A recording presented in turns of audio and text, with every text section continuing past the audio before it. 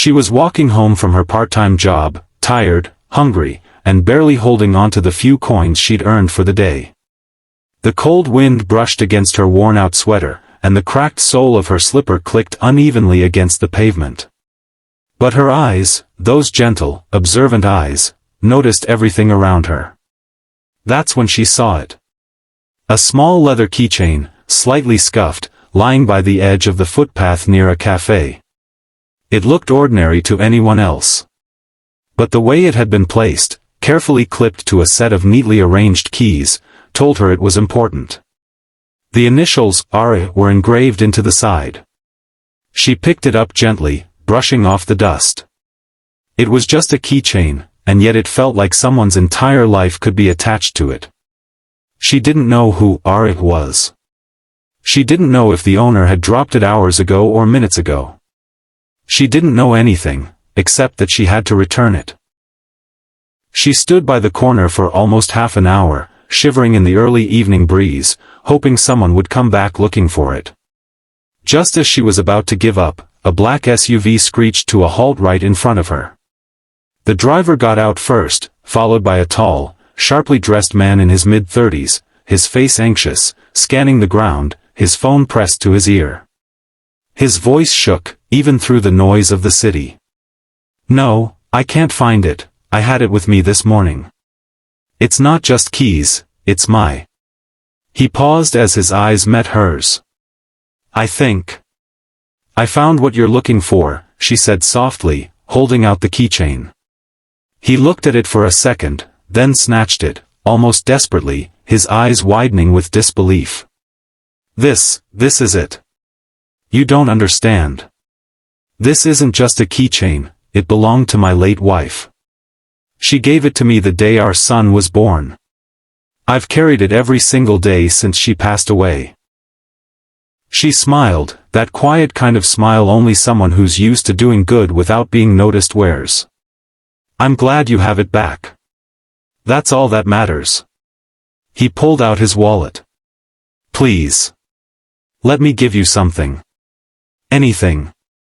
Cash, a ride, food, anything." But she shook her head, stepped back and said, "No.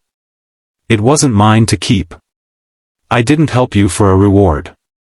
He watched her walk away, blending back into the city's blur, disappearing like a whisper in a storm.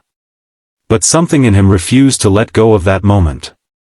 Her kindness, her selflessness, it clung to his heart like the warmth of sunlight after years of cold. That night, he couldn't sleep. He kept replaying the scene in his head, her gentle voice, the tiredness on her face, her torn slipper, and the smile that said she was richer in values than most millionaires he knew.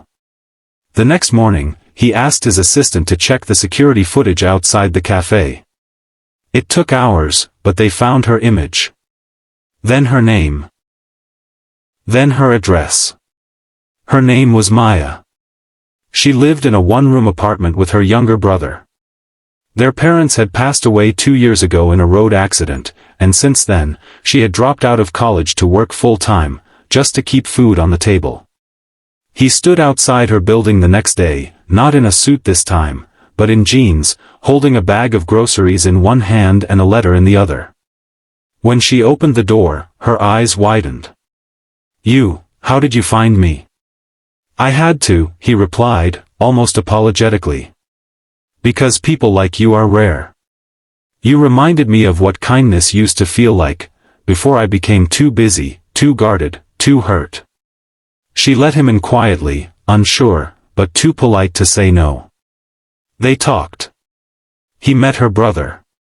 He saw how little they had, and how much love still existed between them.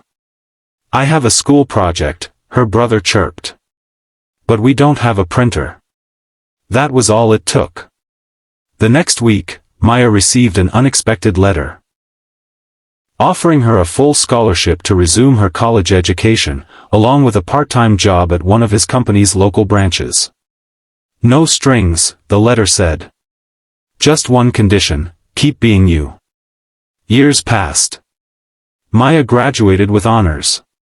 Her brother finished school.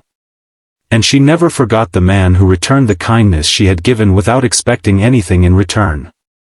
And he finally smiled again. Not because he had money, or power, or business success. But because in a world filled with noise, greed, and speed, one quiet act of kindness had shown him what it meant to live again. She had given back a lost keychain. But he had found something far more valuable. Hope. And sometimes, that's all it takes. One small kindness, to change two lives forever.